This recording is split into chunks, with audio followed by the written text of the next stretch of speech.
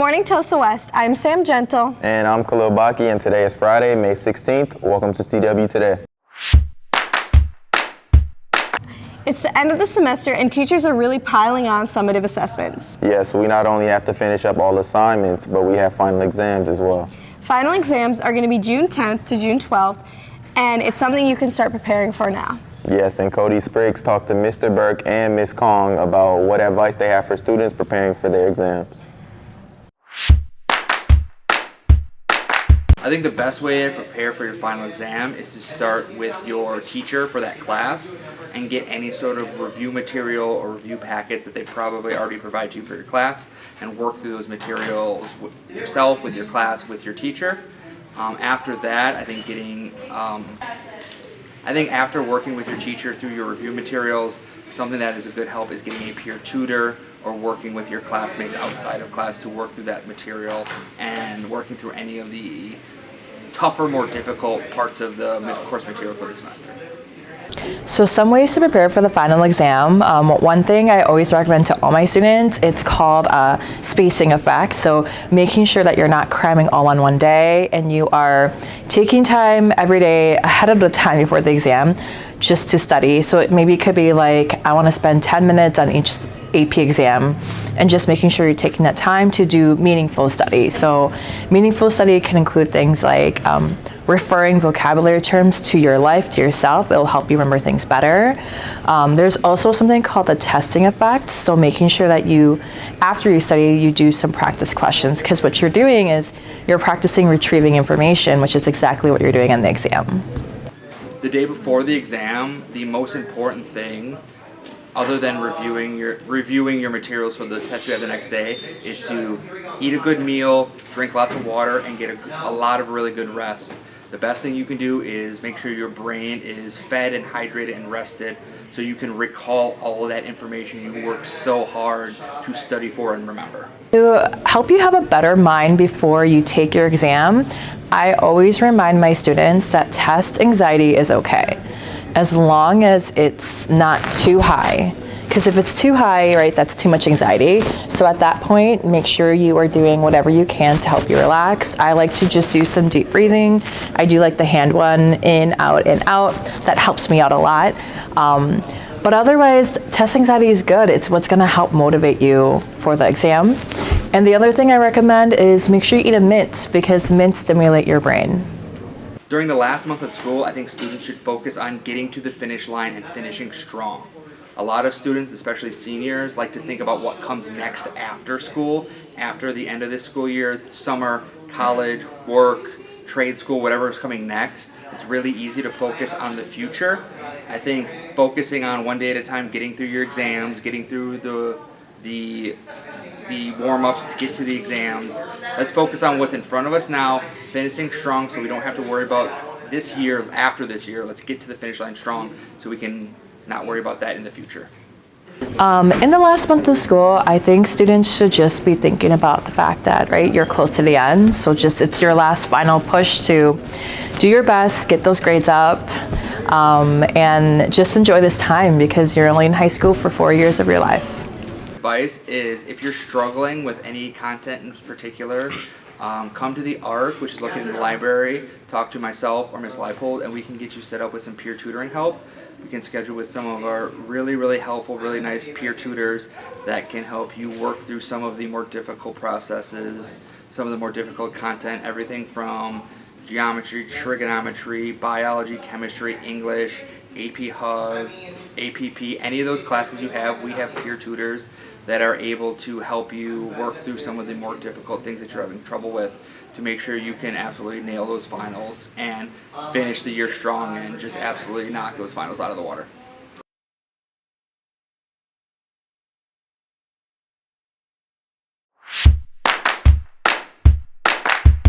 Okay. Khalil, we're recording. Oh, my bad. I was checking my bets. Bets for what?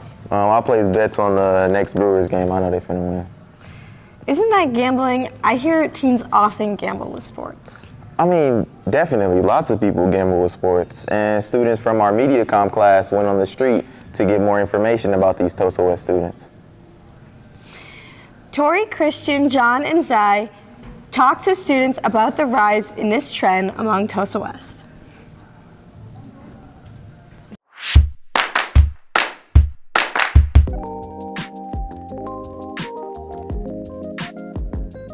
My name is Matthew Peak. My relationship with sports betting is very good. I started it 2 to 3 years ago and I've continued to do it in my life daily. I got introduced to sports betting from a lot of my friends doing it.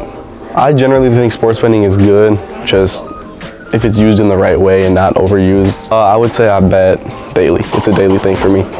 My biggest win is like 150 and my biggest loss is like 80. I do not think sports betting is harmful.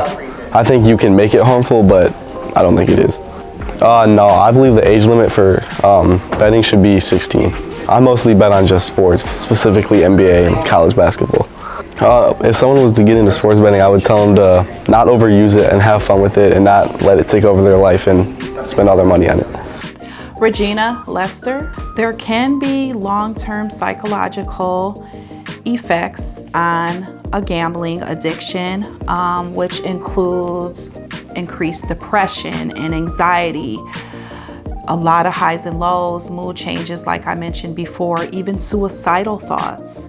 Do you feel like social media plays a big role influencing gambling amongst teens? It can help. Social media can definitely help with teens. In order to get into a casino, you have to be 21, but having that social media, you have more access. You can gamble online. You can join gambling groups. So definitely the access can be quite a wider range. Dylan Womack. What do you bet on the most? NBA and college basketball. How did you get introduced to sports betting? It started with TikTok, and then I started with Underdog with like player props, which I was playing later, but then I moved to an app called Flip when we started to hit big. So the biggest win was last month. Me and my brother and my friend, we made $1,200, and our biggest loss was probably like $140. Do you think sports betting is harmful? Yes, it gets there because like the games, like I be in work, like watching the games, like play by play. That's like, it's really like stressing you out for sure. I feel like if you know about sports, you should be able to bet at any age. Breon B. Can you tell me about your relationship with sports betting? I love it. I love prize picks. I love it. That's the only thing I bet on, prize picks. What's your biggest win and your biggest loss? My biggest win, I think I won like $900. And then my biggest loss, probably like 100. Do you think sports betting is harmful? Yeah, it messes with your brain, but I'm winning money, who cares? Do you agree with the age limit on betting? No, I feel like if a 10-year-old wanted to bet, you should be able to bet. Because money is money, you know? What do you bet on the most? I bet on my king LeBron, the GOAT. First and last name is Covey Starks. How I get introduced to sports betting, I was just scrolling through TikTok and it was prize picks. They was like, sign in, get a free 50. I had to get that 50. I say, what's my biggest loss? I say my biggest loss was about $100. I thought I was gonna get $15,000. Nope. I say my biggest win was about like 200 though. If someone want to get in sports betting, I say, don't try to go big right away.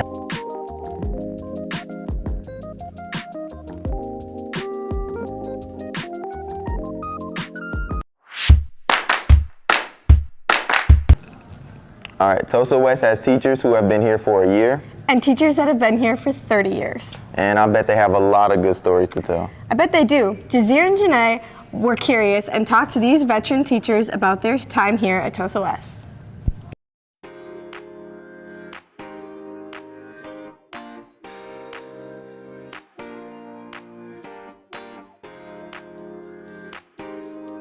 My name is Mr. Schneider. Is Selena Maris. Sure, Krista Botsford.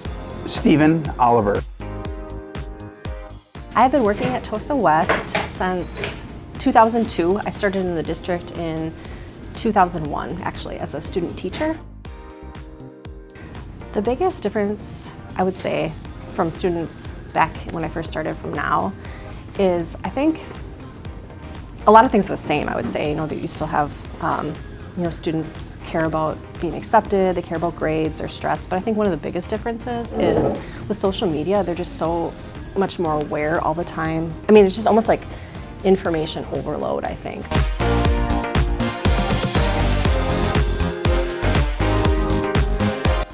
I've been working at Tulsa West since the fall of 1999. Okay, so in my opinion, the biggest change that happened because of COVID was that students socialize with each other and with teachers less. For example, so many times now I greet my students at the door and they'll just walk past me and not say anything at all. And that wasn't the case before COVID. Started in 1995. This is my 30th year here at Tulsa West. So there's a bench that's located downstairs in an area that actually there's a lot of recognition to individuals. We have the Wall of Fame. But there was a bench that was put there for a former student by the name of Robert Warzen. Robert Warzen was a victim of a shooting, a drive-by shooting that occurred in his community. And he was sitting out on his porch in the summer when shots rang out, and he unfortunately died because of those shots. So that bench is there. That was something that Robert liked to do, is hang out and take a little time and just reflect. When I was here, we lost another impactful leader, Tom Steiner. He passed away from West Nile when I was a teacher in the building. I think he was a really good leader in our building, and I think that impacted a lot of people. So we still do the Green and White Awards, which are now, I think the name might change, but it was an award that he started in our building. So I think that made people realize the importance of life and working hard and staying together and being a family. And then the last thing, we haven't seen the impact yet, but I think it's going to be great, is our boys winning the state basketball tournament. It is the coolest thing. I've never been to the state tournament here in 28 years, so I'm so proud of the kids, and I'm proud of our fans and everybody in the community that has supported them. So I think it's going to be a really good thing for our building in the years to come. Thank you. Thank you for that video now. Let's go to Lily and Brandon and see what's up with the sports. Thanks guys, welcome back to Tulsa West Sports. I'm Emme Weber. And I'm Brandon Collins. Another week of excitement and great play occurred in our Tulsa West Sports. This past Wednesday, the track team competed in the Richmond Erickson Invitational at Park Park. This meet was filled with great team and individual performances. We are happy to announce that Kira Fax has once again set a new PR and school record for shot put. She threw 41 feet and 10.5 inches to set the record in a first place finish. She was also able to put on a third place performance in discus, throwing 112 feet. She continues to shine in her best season yet. On the boys' side, we need to start by recognizing the phenomenal running by Chris Fortenberry in the last meet. In the 100-meter dash, he placed second with an 11-second run. Chris also placed second in the 200-meter dash with 22.20 seconds. Another notable finish for the boys was 20 seconds. Another notable finish for the boys was Roman Long placing in third in the 400-meter dash. Finally, James Hampton placed second in the high jump, jumping 6 feet. The boys and girls compete today after school in the Nathan Hale Invitational. It should be another great event to prepare for them for the conference championships next week. You're bad. The boys tennis team had a strong outing this week against Marquette on Tuesday. Although they lost as a team, our doubles one looked really good, winning in only 2 sets. The team bounced back on Wednesday, winning 4-3 over Sussex Hamilton. After a strong senior night win yesterday, they have an overnight tournament over the weekend. The boys baseball team took another tough loss, this time to Nathan Hale in a 11-1 loss. On a positive note, the boys are going up against Waukesha South tonight on senior night at 5. Please go give them the support this team needs. The boys lacrosse team took on Catholic Memorial on Monday. After a close halftime score of 4-2, the boys pulled away in the third with a final score of 15-4.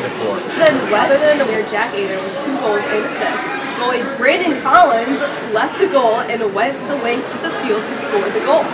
They play tomorrow morning at 8:30 a.m. against Muskego at home. That is all for today's sports. Let's spin back to the regular announcements.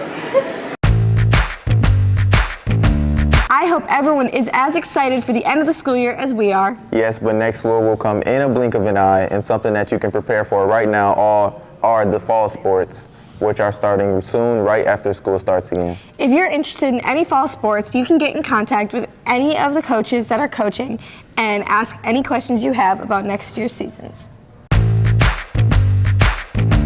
Prom is tomorrow, and a reminder to keep things safe and responsible all night. We all can't wait to see your outfits and masks. And a reminder, senior ball is in 3 weeks, June 11th. And that is all for TW Today. Have a great weekend, and we'll see you next week.